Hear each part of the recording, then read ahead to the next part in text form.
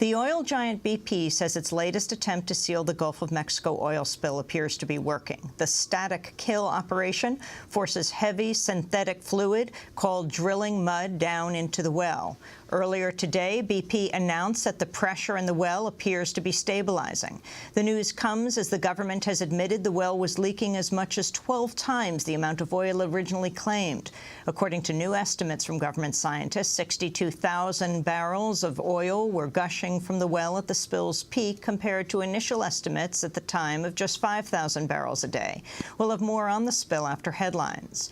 In Connecticut, a disgruntled worker opened fire at a Manchester alcohol warehouse Tuesday, killing 8 people before turning the gun on himself. 2 others were wounded. Manchester Police Chief Mark Montminy announced the deaths. The victims located were all around the complex. We believe that 10 people were shot by the gunman, 8 fatally, and 2 others were treated at Hartford Hospital.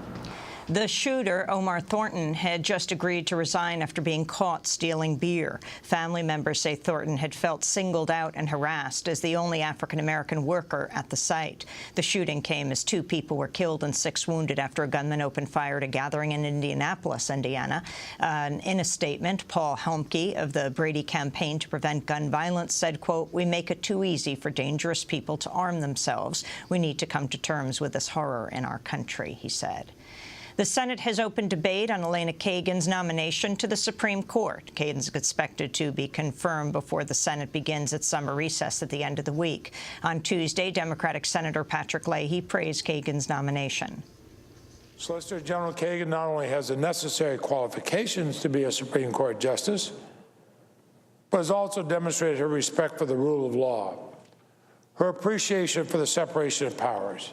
The U.S. government is facing a new legal challenge to its authorization of assassinating U.S. citizens accused of terrorism links abroad.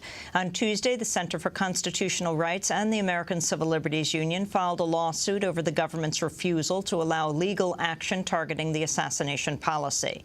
The suit was filed on behalf of the father of Yemen-based Muslim cleric Anwar al-Awlaki, who is said to be the first U.S. citizen added to a CIA list of targets for capture or killing.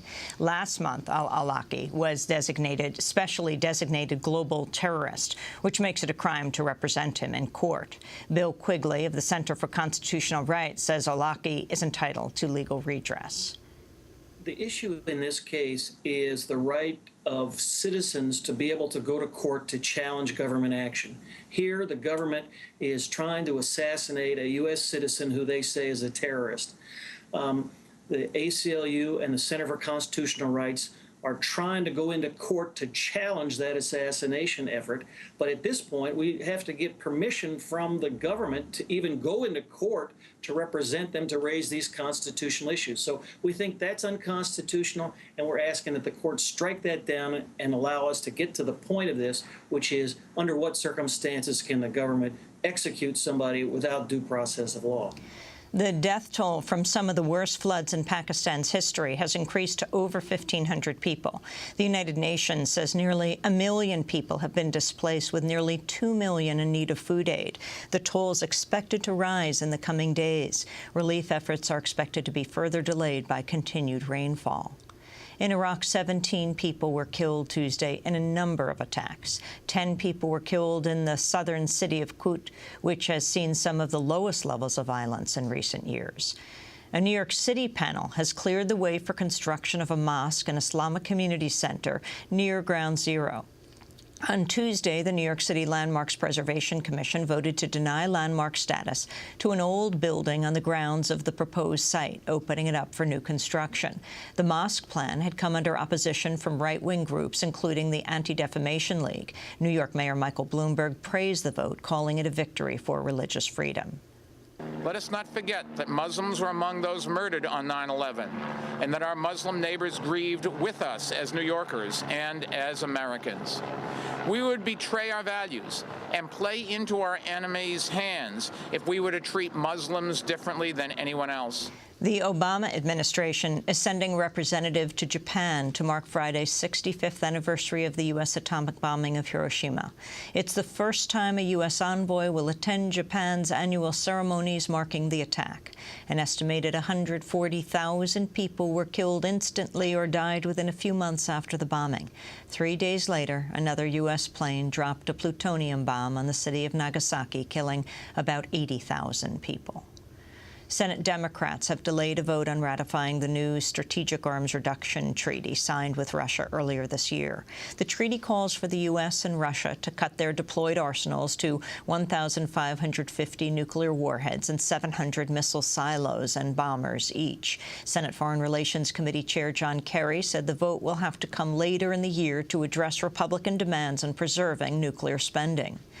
The Pentagon has rejected an Embed request from the reporter whose recent article in Rolling Stone magazine led to the firing of General Stanley McChrystal.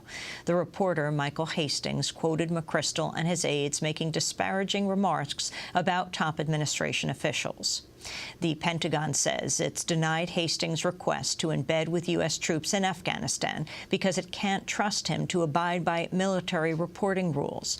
You can go to our website at democracynow.org for our complete interview with the reporter, Michael Hastings. A federal judge in California is expected to rule today on the legality of the state's gay marriage ban. U.S. District Judge Vaughn Walker presided over the case when it went to trial earlier this year.